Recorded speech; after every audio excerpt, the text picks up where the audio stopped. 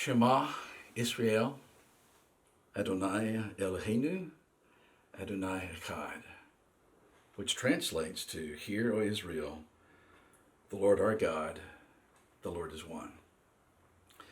It's the most sacred prayer in Judaism. It's referred to as the Shema, from the verb to hear. It's found in Deuteronomy chapter 6 and verse 4. Begins a context of instruction that continues this way. You shall love the Lord your God with all your heart, with all your soul, with all your strength. These words which I command you today shall be in your heart. You shall teach them diligently to your children, shall talk of them when you sit in your house, when you walk by the way, when you lie down, when you rise up. You shall bind them as a sign on your hand. They shall be as frontlets between your eyes. You shall write them on the doorpost of your house and on your gates. The significance of this statement is unmistakable.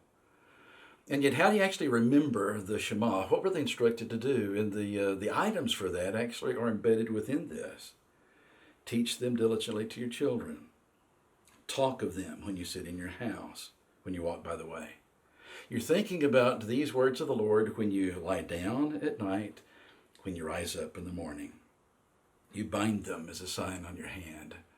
Now, there is something that actually is guiding even your sight itself. You write them on the doorpost of your house and on your gates. There's a statement that's made in Matthew chapter 22 where Jesus is asked a question. It begins in verse 33.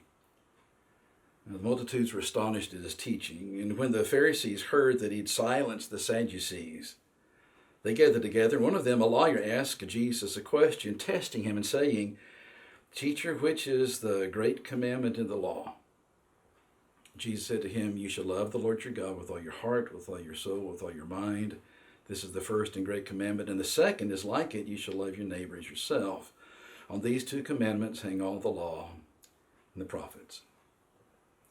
So Jesus not only actually quotes from Deuteronomy chapter 6, he also quotes a verse from Leviticus chapter 19.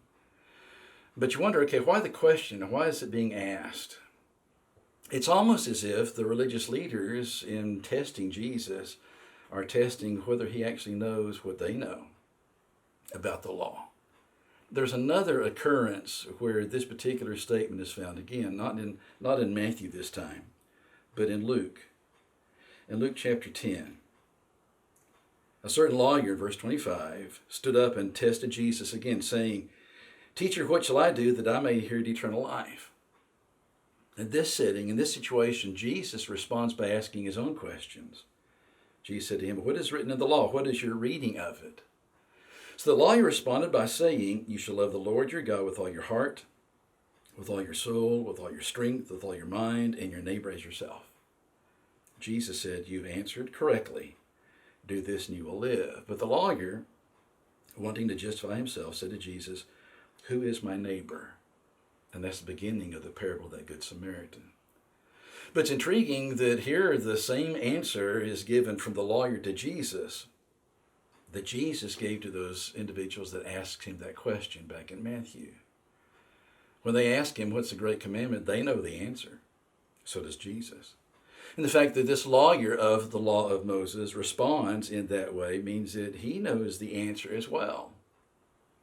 It's almost like saying, does this individual that was not schooled as were we really possess the same level of understanding about the law of Moses as do we, the lawyers, the scribes, the Pharisees, those that are the learned and in academia among the Jewish people?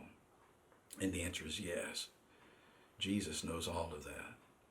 But if we start thinking about actually what actually happens, if I'm going to be involved in understanding, I need to talk about the law of God. I need to contemplate and concentrate on what God actually says.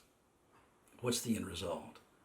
And to find that, you've got to go back again to Deuteronomy chapter 6, part of that daily Bible reading we've had this week. And beginning in verse 10, this is the statement. So it shall be when the Lord your God brings you into the land of which he swore to your fathers, to Abraham, to Isaac, Jacob, to give you large and beautiful cities which you did not build, houses full of all good things which you did not fill, hewn out wells which you did not dig, vineyards and olive trees which you did not plant when you eat and are full. Then beware, lest you forget the Lord who brought you out of the land of Egypt from the house of bondage.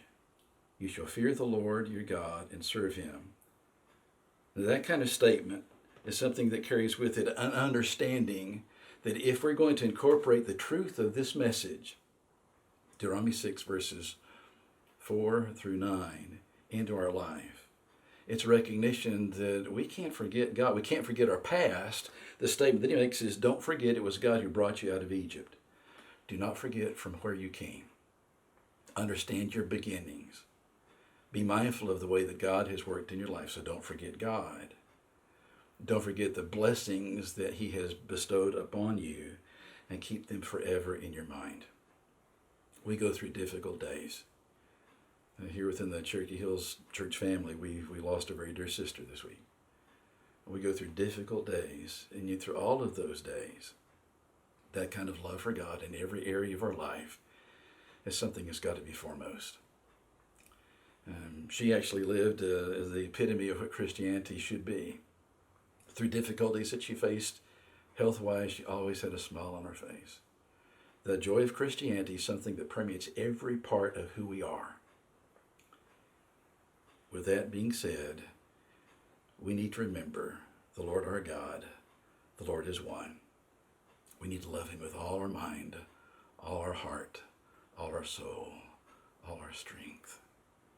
Please stay safe, and we'll talk again soon.